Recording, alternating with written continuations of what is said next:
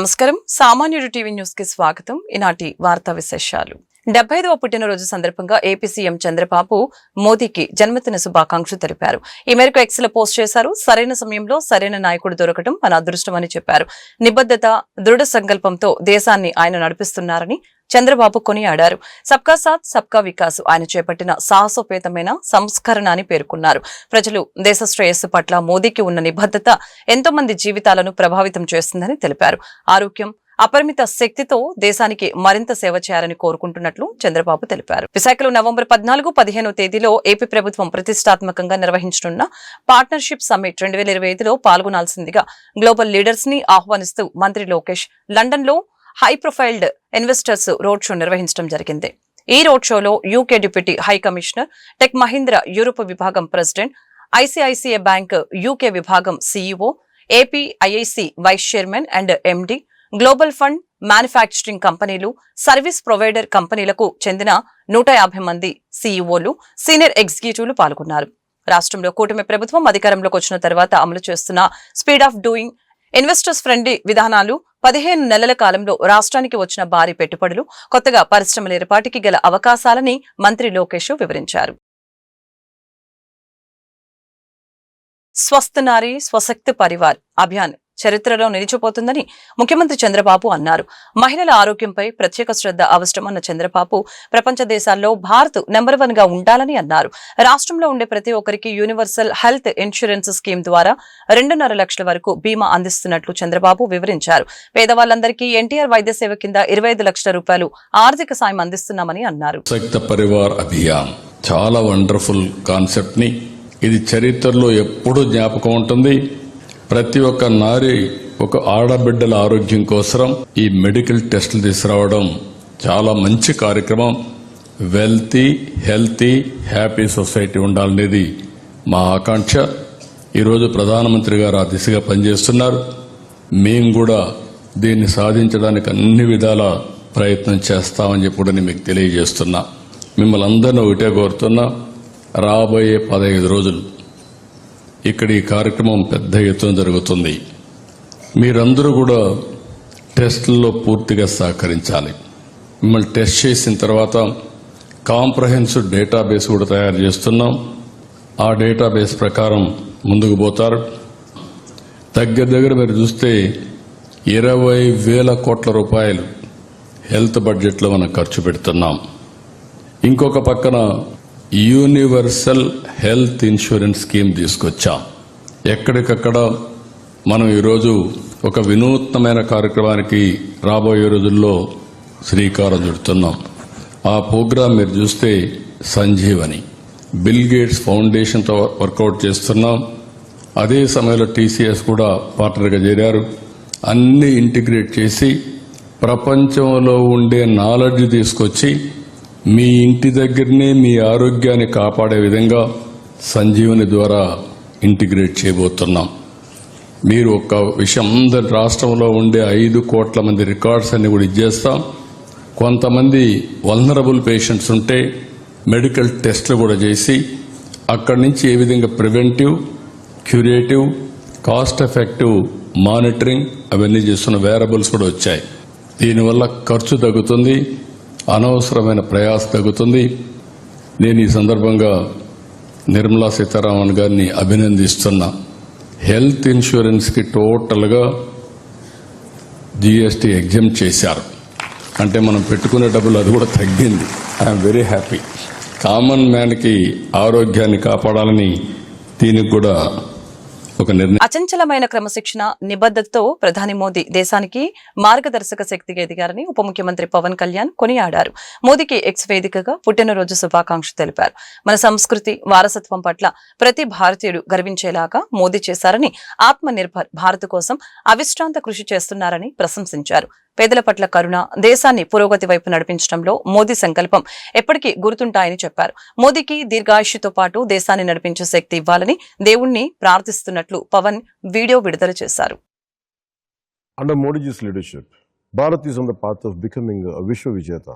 He strengthened our national security by modernizing the military, enhancing defense preparedness, leading decisive actions like the surgical strikes and Operation Sindoor. Even though I had few interactions, they have always been warm and meaningful. I have even differed with him at times, but he always understood, always gave space for a dialogue. And that is the beauty of his democratic spirit. One of the most endearing qualities of Modi ji is his sense of humor. In the Lok Sabha, he often lightens even the most tense debates with his spontaneous wit.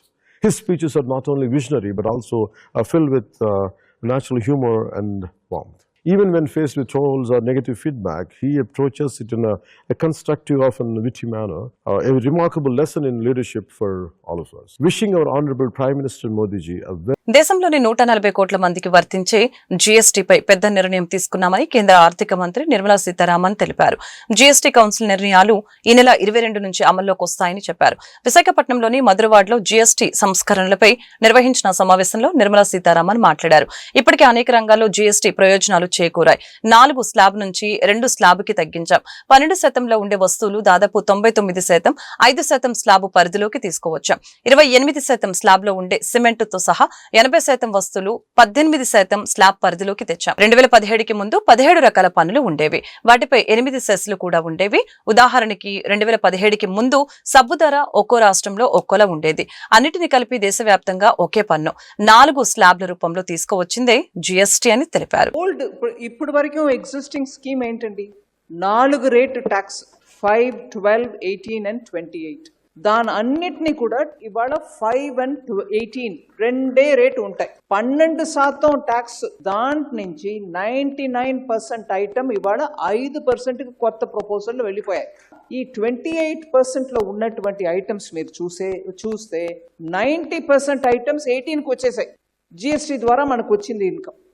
ముందు 2018లో మీరు చూస్తే 7.19 lakh crores వచ్చాయి annually. కానీ 2025లో ఇప్పుడు ఎలా వస్తుంది annually? 22 లక్షం. ఈ 8 yearsలో అంత మళ్ళీ మల్టిప్లై అయింది.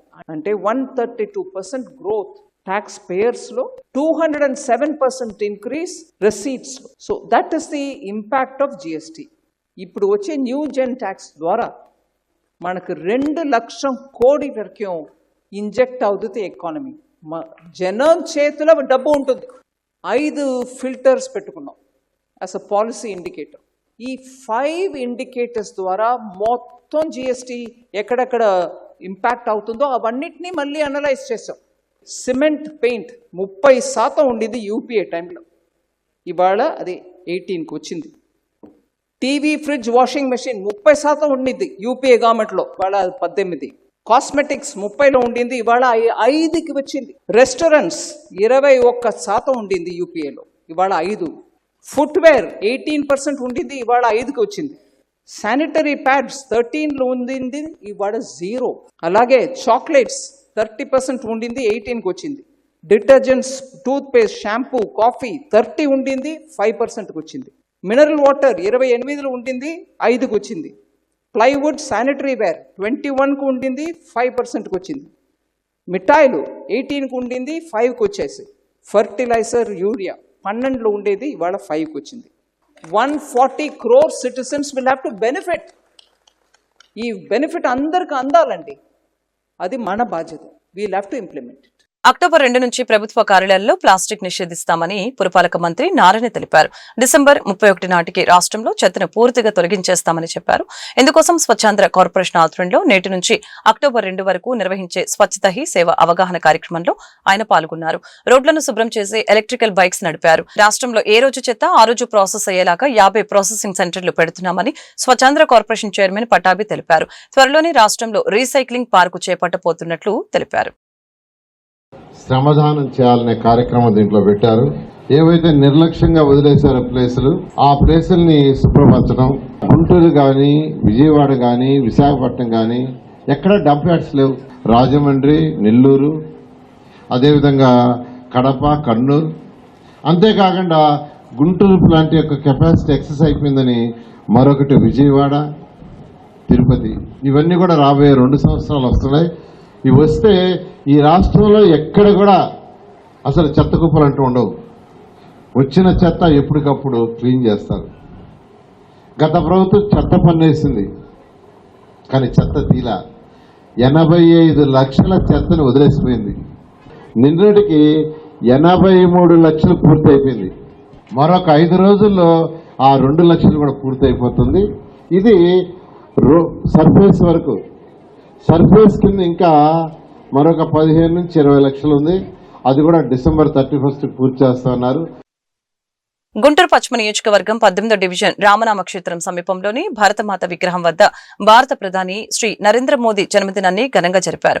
ఈ వేడుకలకు ఎమ్మెల్యే శ్రీమతి గల్లా మాధవి ముఖ్య అతిథిగా హాజరయ్యారు. బీజేపీ రాష్ట్ర ముఖ్య అధికార ప్రతినిధి వల్లూరి జయప్రకాష్, గుంటూరు జిల్లా బీజేపీ అధ్యక్షులు చెరుకూరి తిరుపతిరావుతో కలిసి కేక్ కట్ చేశారు. ఈ సందర్భంగా ఎమ్మెల్యే గల్లా మాధవి మాట్లాడారు. దేశం కోసం మహారనిశలో శ్రమించే మహానేత మోదీ దీర్ఘాయుష్యుతో ప్రజలకు మరింత కాలం సేవలు అందించాలని, మోదీ స్ఫూర్తిదాయక నాయకత్వం వలన భారత్ ప్రపంచ వేదికపై అగ్రగామిగా నిలుస్తుందని ఎమ్మెల్యే గల్లా మాధవి తెలియజేశారు. ఈ కార్యక్రమంలో ఉల్లిగోపాల్, అప్పిశెట్టి రంగ, ఆలహరి, కొల్లి అనిల్, గాలిటి బాబు, వీరమణి, విమలాదేవి, శ్రీహరి, తోటా గోపి, బుజ్జి మేస్ట్రీ మరియు స్థానిక బీజేపీ, టీడీపీ, జనసేన నేతలు, కార్యకర్తలు పాల్గొన్నారు. అందరికీ నమస్కారం అండి. ఈరోజు మన ప్రియతమ నాయకులు నరేంద్ర మోడీ గారి 75వ జన్మదినాన్ని పురస్కరించుకొని ఈరోజు కూటమి నాయకులందరం కూడా చాలా అంగరంగ వైభవంగా ఆయన జన్మదిన వేడుకల్ని జరుపుకోవడం చాలా చాలా సంతోషంగా ఉంది. ఇక్కడే మాకు దగ్గరగా ఉన్న భారత్ మాత స్టాచ్యూ దగ్గర గండ నివాళులు అర్పించి ఈరోజు స్థానికంగా ఉన్న మరి ఆయన పేరు శ్రీహర్రావు గారు వర్షం పడుతున్నందుకు ఆయన దగ్గరగా ఉన్న ఆయన ఇంటిని మాకు ఈ కార్యక్రమాన్ని చక్కగా జరుపుకోవడానికి ఇచ్చినందుకు ఆయనకి ప్రత్యేకమైన కృతజ్ఞతలు. మరి మనం మోడీ గారి గురించి చెప్పుకోవాలి అని అంటే భారతదేశం స్వాతంత్రానికి ముందు, స్వాతంత్రం తర్వాత అని ఎలా అయితే ఇప్పటికీ అనుకుంటామో అదేవిధంగా రేపు చరిత్రలో మా భావితర బిడ్డలందరూ కూడా మోడీ గారి ముందు, మోడీ గారి తర్వాత అని భారతదేశం గురించి చాలా గొప్పగా చెప్పుకుంటారు అనడంలో ఏమాత్రం ఆశ్చర్యం లేదు. ఎందరో ప్రధానులు భారతదేశానికి వచ్చి వారి వారి మార్క్ వేసుకున్నప్పటికీ కూడా నరేంద్ర మోడీ గారి ఒక మార్క్ అనేది చిరస్మరణీయంగా మిగిలిపోతుంది. ఎందుకంటే భారతదేశ ప్రజల గుండె చప్పుడు ఆయన తెలుసుకున్నారు. దానికి అనుగుణంగానే ప్రతి ప్రణాళికలను కూడా రూపొందిస్తూ ఉన్నారు.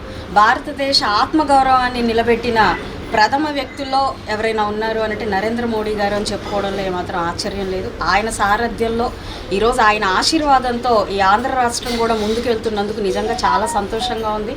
మరి ఆయన ఆశీర్వాదం లేకపోతే అస్తవ్యస్తంగా అయిపోయిన ఈ ఆంధ్ర రాష్ట్ర పరిస్థితి ఇంకా అధోగతి పాలైపోయేది అనడంలో కూడా ఏమాత్రం ఆశ్చర్యం లేదు. అలాంటిది ఈరోజు కూటమి ప్రభుత్వం నిజంగా నిబద్ధతగా ప్రజల కోసం నిలబడుతూ ఉంది, ముందుకు వెళ్తూ ఉంది. ఈ కార్యక్రమాన్ని జయప్రదం చేయడానికి మన రాష్ట్ర బీజేపీ నాయకులు జేపీ గారు, అదేవిధంగా జిల్లా నాయకులు తిరుపతిరావు గారు, కార్పొరేటర్ నిమ్మల రమణ గారు, మన డివిజన్ ప్రెసిడెంట్ ఉల్లిగోపాల్ గారు, ఇంకా కూటమి నాయకులు, అభిమానులు అందరితో చాలా అంగరంగ వైభవంగా ఈ జన్మదిన వేడుకలు జరుపుకోవడం చాలా సంతోషం. ఇదే సందర్భంగా స్త్రీ యొక్క ఆరోగ్యం కోసం ఆయన చేపట్టిన ఈ కార్యక్రమాల్ని యావత్ భారతదేశం కూడా దీన్ని జరుపుకోవాలి అని చెప్పి సంకల్పించినందుకు కూడా ఒక స్త్రీగా నేను చాలా గర్వపడుతూ వారి నాయకత్వంలో మెలుగుతున్నందుకు ఇంకా సంతోషిస్తూ చాలా చాలా సంతోషంగా ఈరోజు మరియు విశ్వకర్మ జయంతి, నా సోదరిమణులు అందరూ విశ్వకర్మ జయంతిని జరుపుకుంటున్న ప్రతి ఒక్కరికి కూడా ప్రత్యేకమైన శుభాకాంక్షలు చెప్తూ సార్.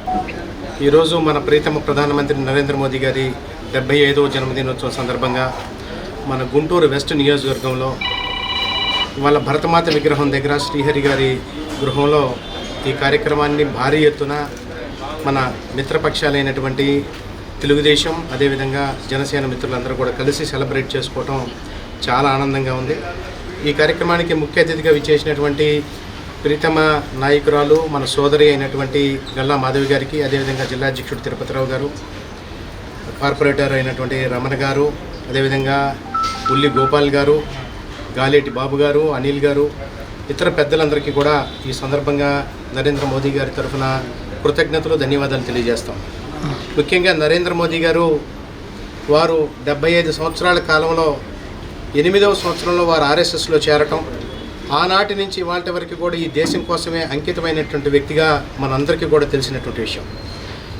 11 సంవత్సరాల పాటు ప్రధానమంత్రిగా కొనసాగుతూ గత 13 సంవత్సరాలు, అంతకంటే ముందు 13 సంవత్సరాల పాటు గుజరాత్ రాష్ట్రానికి ముఖ్యమంత్రిగా ఉన్నటువంటి ఒక వ్యక్తి, ఒక నిజాయితీ కలిగినటువంటి వ్యక్తి ఈ దేశం యొక్క సంరక్షణ కోసం, దేశం అభివృద్ధి కోసం, దేశం సంక్షేమం కోసం ఏ రకంగా పాటుపడ్డారో మనందరం కూడా గత కొన్ని సంవత్సరాలుగా చూస్తూ ఉన్నాం. ఇన్ని సంవత్సరాల పాటు అధికారంలో ఉన్నా కూడా ఒక్క మాట కూడా అవినీతి అన్న మాట వారి పట్ల కానీ, అదేవిధంగా బంధుప్రీతి కానీ పక్షపాతం కానీ ఎక్కడా లేకుండా కూడా ఏదైతే రాజ్యాంగం రచించినటువంటి అంబేద్కర్ గారు నిర్వచించారో వారు చెప్పిన విధంగా వారు ఇవాళ వరకు కూడా తూచే తప్పకుండా నడుచుకోవటం, ఇన్ని సంవత్సరాలు వారు ముఖ్యమంత్రిగా అధికారంలో ఉండి అధికారంలోకి ప్రధానమంత్రిగా వచ్చిన తర్వాత కూడా వారికి ఉన్నటువంటి ఆస్తి కనుక మనం చూసినట్లయితే కేవలం ఒక 200 గజాల్లో ఒక ఇల్లు. ముఖ్య అతిథులుగా విచ్చేసినటువంటి పెద్దలు గౌరవనీయులు శ్రీమతి గల్లా మాధవ్ గారికి, అలాగే భారతీయ జనతా పార్టీ రాష్ట్ర అధికార ప్రతినిధి శ్రీ వల్లూరు జయప్రకాష్ గారికి, అలాగే ఈ మండల అధ్యక్షులు గాలేటి బాబు గారికి, అలాగే టీడీపీ నాయకులు ఉల్లి గోపాల్ గారికి, జనసేన నాయకులు హరి గారికి, అలాగే ప్రసాద్ గారికి, కార్పొరేటర్ రమణ గారికి, విచ్చేసినటువంటి క్లస్టర్ ఇన్ఛార్జి అనిల్ గారికి, విచ్చేసినటువంటి టీడీపీ జనసేన బీజేపీ నాయకులకు కార్యకర్తలందరికీ కూడా హృదయపూర్వక ధన్యవాదాలు, నమస్కారం. జిల్లాలో స్వస్థ నారీ స్వశక్తి పరివార్ అభియాన్ కార్యక్రమాన్ని కేంద్ర కమ్యూనికేషన్లు గ్రామీణ అభివృద్ధి శాఖ సహాయ మంత్రి డాక్టర్ పెమ్మసాని చంద్రశేఖర్ గుంటూరు వైద్య కళాశాలలో బుధవారం ప్రారంభించారు. దేశ ప్రధాని నరేంద్ర మోదీ జన్మదినోత్సవం సందర్భంగా కార్యక్రమం ప్రారంభించడం సంతోషదాయకమని చెప్పారు. దేశ స్థితిగతులు మార్చిన వ్యక్తి ప్రధానమంత్రి అని అన్నారు. ప్రపంచంలో 4వ ఆర్థిక శక్తిగా నిలబెట్టుటకు యూపీఐ టెలికమ్యూనికేషన్ వ్యవస్థలో విప్లవాత్మక మార్పులు తెచ్చారని చెప్పారు. 30 కోట్ల సెల్ ఫోన్లు దేశంలో తయారు చేసే ఎగుమతులు చేసే పరిస్థితి ఉందని అన్నారు. అంతర్జాతీయ ప్రమాణాలతో జాతీయ రహదారులు విమానాశ్రయాలు ఉన్నాయని అన్నారు. మహిళ ఆరోగ్యం జాతీయ ఆరోగ్యం అని ఆలోచించి స్వస్థ నారీ స్వశక్తి పరివార్ అభియాన్ కార్యక్రమం ప్రారంభించారని అన్నారు. ఆరోగ్యవంతమైన మహిళ శక్తివంతమైన ఆరోగ్యవంతమైన కుటుంబానికి నిలయంగా ఉంటుందని చెప్పారు. అక్టోబర్ 2వ తేదీ వరకు కొనసాగే ఈ కార్యక్రమంలో భాగంగా జిల్లాలో సబ్ సెంటర్లు, ప్రాథమిక ఆరోగ్య కేంద్రాలు, సామాజిక ఆరోగ్య కేంద్రాలు, జిల్లా ఆసుపత్రుల్లో వైద్య శిబిరాలని నిర్వహిస్తున్నట్టు చెప్పారు.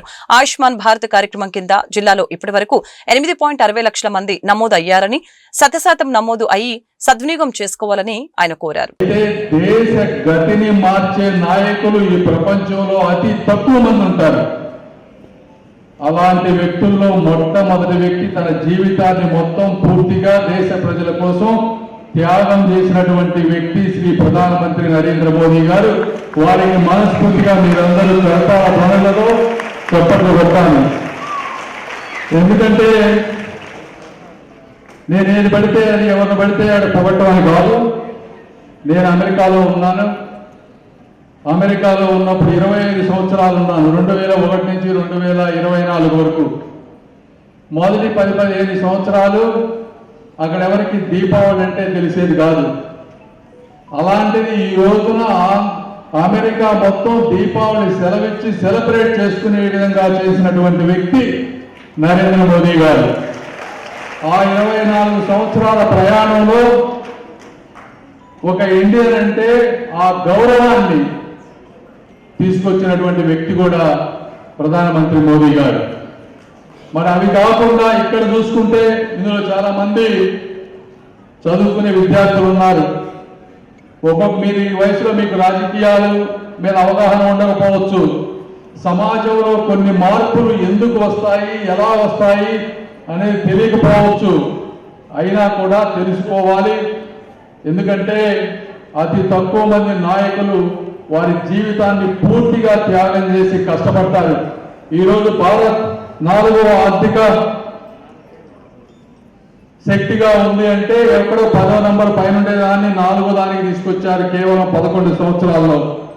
ఇంతకుముందు ప్రతి స్టేట్లో రకరకాల ట్యాక్సులు, ఎవరే ట్యాక్స్ వసూలు చేస్తారో తెలియంది ఒక జిఎస్టీ అని ఇండియా మొత్తానికి ఒకే ట్యాక్స్ తీసుకొచ్చారు. వాటి రేట్లు కూడా రేపు తగ్గించబోతా ఉన్నారు.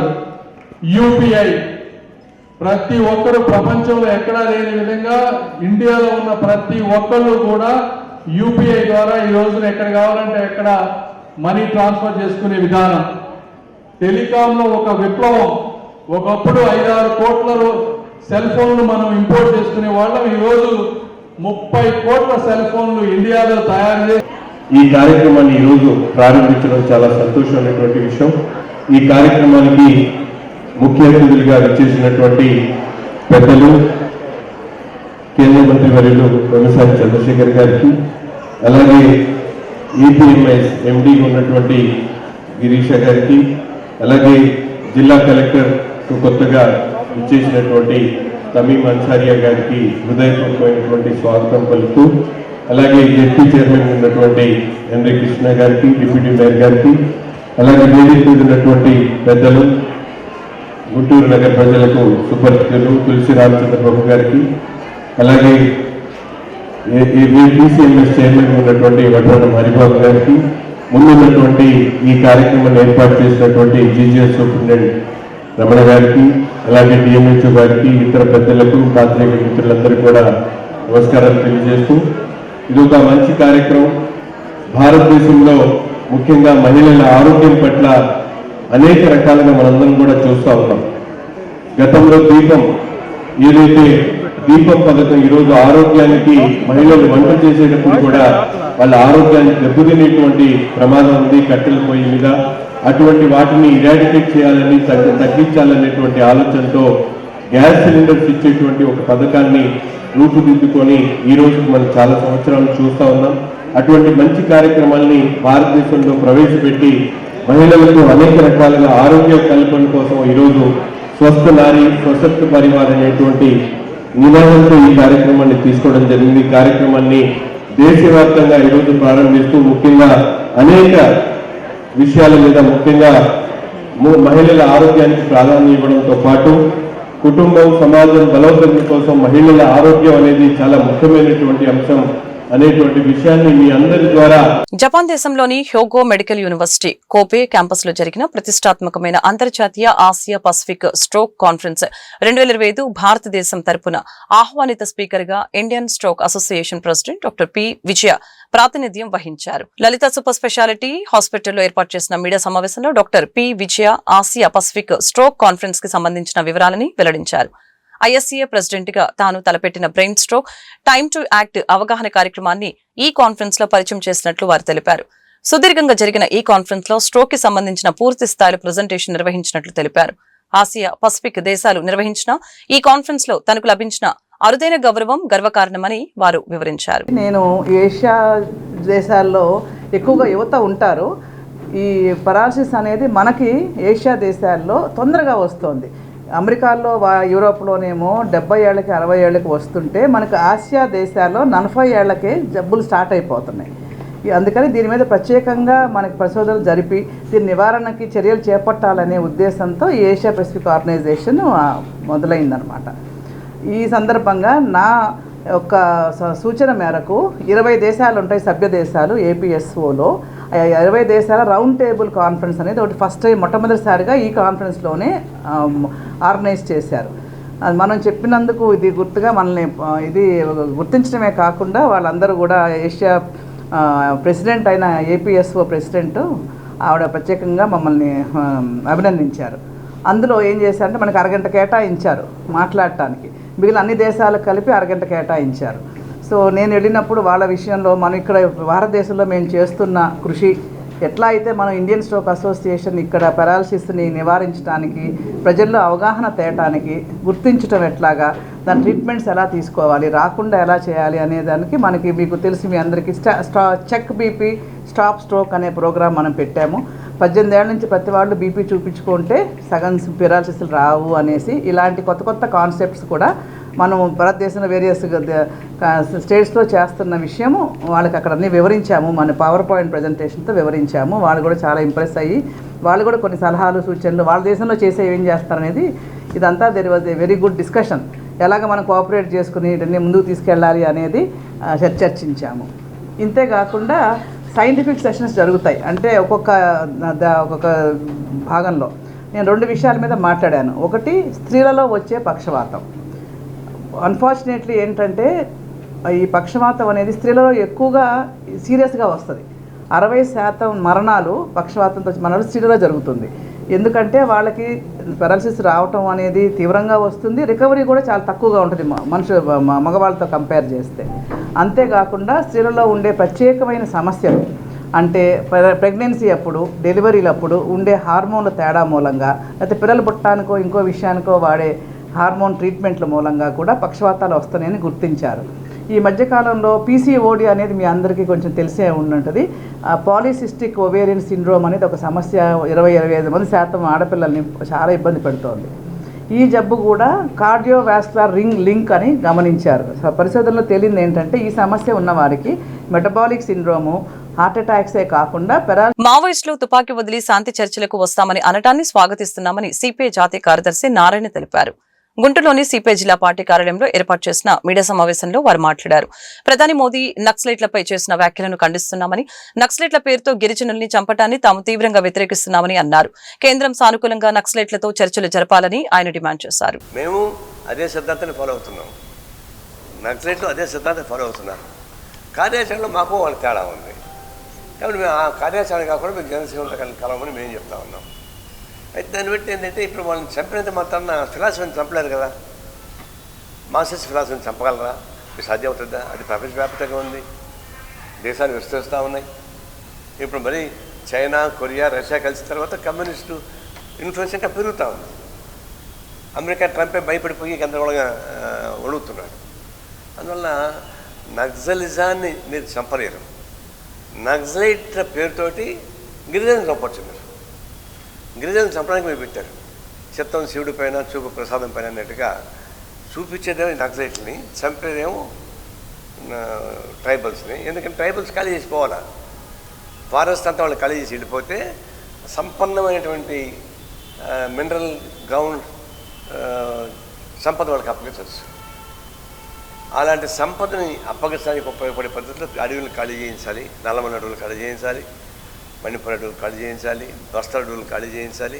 చేయిస్తామంటే అప్పుడు కార్పొరేట్ కంపెనీస్కి అవన్నీ హ్యాండ్ ఓవర్ చేస్తే దానిలో అండర్ గ్రౌండ్లో ఉన్నటువంటి అనేక వాల్యూ వెళ్ళినటువంటి మైన్స్, కాపరు, గోల్డు ఇవన్నీ ఉన్నాయి, దాన్ని ఎక్స్ట్రాక్ట్ చేసేది వాళ్ళ ఉద్దేశం. అంతేగాని ఇది ఎకలాజికల్ ఇన్బ్యాలెన్స్ వస్తుందని, అడవి సంపద పోతే నష్టం వస్తుందని, గిరిజనులు వాళ్ళ బతకడానికి వాళ్ళకి అవకాశం ఇవ్వాలనేటువంటి ఆలోచన లేకుండా చంపేటువంటి ఒక దుర్మార్గపూరితమైన ఆలోచన, దాన్ని నక్సలైట్ పేరుతోటి అమిత్ షా నాటకం ఆడుతున్నాడు. నేను చంపేస్తాను. ఇంతవరకు ఎప్పటికైనా ప్రపంచంలో ఎంపికైన గవర్నమెంట్స్ నేను చంపేస్తానని చెప్పరు, ఒక ఫ్రాక్షన్స్ మాత్రం చెప్తారు, డేట్ పెట్టి చంపుతామంటారు వాళ్ళు. కానీ రాజకీయాల్లో శత్రుత్వం, విభేదాలు ఉంటాయి, కానీ శారీరక నిర్మూలన అనేది లేదు. అందువల్ల నేను అవసరమైతే నక్సలైట్ ఫిలాసఫీ బాగా లేకపోతే ఎక్స్పోర్ట్ చేయొచ్చు, ఐసోలేట్ చేయొచ్చు, సైద్ధాంతిక పోరాటం సాగించుకోవచ్చు. అంటే మేము చంపేస్తామంటే అర్థం ఏంటి?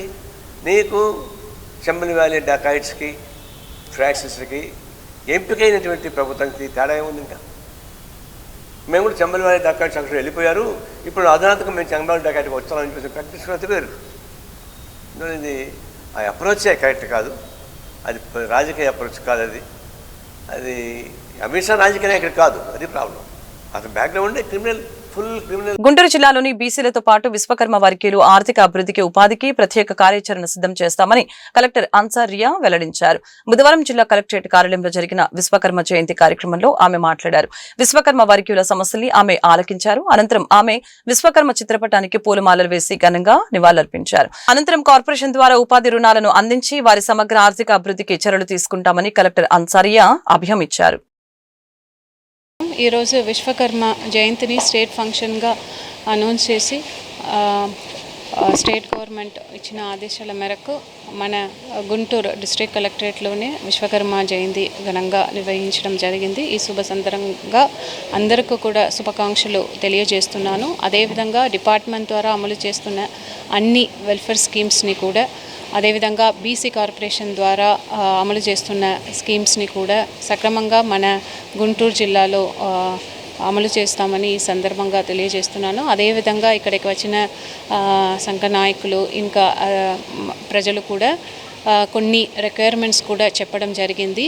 వారితో కూడా డీటెయిల్డ్గా ఒకసారి డిస్కస్ చేసి ఇంకా క్రాఫ్ట్స్మెన్స్, ఆర్టిసన్స్ వారు అందరికీ కూడా వారు లైఫ్ ఇంకా మెరుగుపడేలా చేయడానికి ఏమేమి చేయాలో ఒకసారి డిస్కస్ చేసి గవర్నమెంట్ ఘనంగా విశ్వకర్మ జయంతి నిర్వహించినందుకు వారికి మా ధన్యవాదాలు.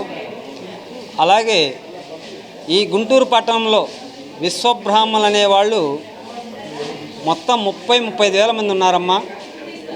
ఈ రోజుకి ఆరామక్షేత్రం లేకపోవటం వల్ల చాలా ఇబ్బందులు పడుతూ ఉన్నాము. దీన్ని దృష్టిలో ఉంచుకొని ఈ విశ్వకర్మ వంశీయులకి ఆరామ క్షేత్రం అనేది ఏర్పాటు చేస్తే మీకు ప్రతి ఒక్క విశ్వకర్మ సంఘీయులు ధన్యవాదాలు తెలుపుకుంటున్నాము. కావున మా యందు దయ ఉంచి ఆరామ క్షేత్రాన్ని ఏర్పాటు చేయాలని కోరుతున్నాము. అలాగే ఈ పంచవృత్తులు అనేవారు ఇది ఆధారపడటం వల్ల స్కిల్ డెవలప్మెంట్ వల్ల యంత్ర సామాగ్రి వల్ల చాలా ఇబ్బంది పడుతున్నాము. అందువల్ల మా యందు విశ్వకర్మ పంచవృత్తులు అందరం దృష్టిలో పెట్టుకొని బీసీ ప్రతి ఒక్క చేతి వృత్తి వాళ్ళ దృష్టిలో పెట్టుకొని మాకు సరైన ఆధారం స్కిల్ డెవలప్మెంట్ అనేది ఏర్పాటు చేసి మా చేతి వృత్తులన్నింటినీ బతికిస్తారని కోరుకుంటూ సెలవు తీసుకుంటున్నాం. My committee chairman Medapi Venkata Prasad. ఈ విశ్వకర్మ జయంతి సందర్భంగా మా విశ్వబ్రాహ్మణ పంచవృత్తుల వారికి ప్రభుత్వ పరంగా వచ్చేటువంటి రాయితీలు అందజేయాలని కోరుకుంటున్నాం. వృత్తులు కోల్పోయిన దిశలో మరి ప్రభుత్వం మరి కొన్ని కుల వృత్తుల వారికి ఇచ్చేటువంటి పారితోషికాన్ని ప్రతి విశ్వబ్రాహ్మణ సంఘీయుడికి వృత్తులు చేసుకొని ఇబ్బంది పడేటువంటి వారికి సంవత్సరానికి 10,000 రూపాయల చొప్పున ప్రతి ఒక్క కుటుంబానికి కూడా అందజేయాలని కోరుతున్నాం. అదేవిధంగా వృత్తుల్లో ఎంతో ఇబ్బంది పడి మానసికంగా ఆరోగ్యంగా దెబ్బతిన్నటువంటి ప్రతి విశ్వబ్రాహ్మణకు కూడా 50 సంవత్సరాలు ఉన్నటువంటి వారందరికి కూడా ప్రభుత్వం పెన్షన్ సౌకర్యం 5,000 మినిమం తగ్గకుండా పెన్షన్ సౌకర్యం ఈ వార్తలు ఇంతటితో సమాప్తం. మరొక బులెటిన్ మళ్ళీ కలుద్దాం. నమస్కారం.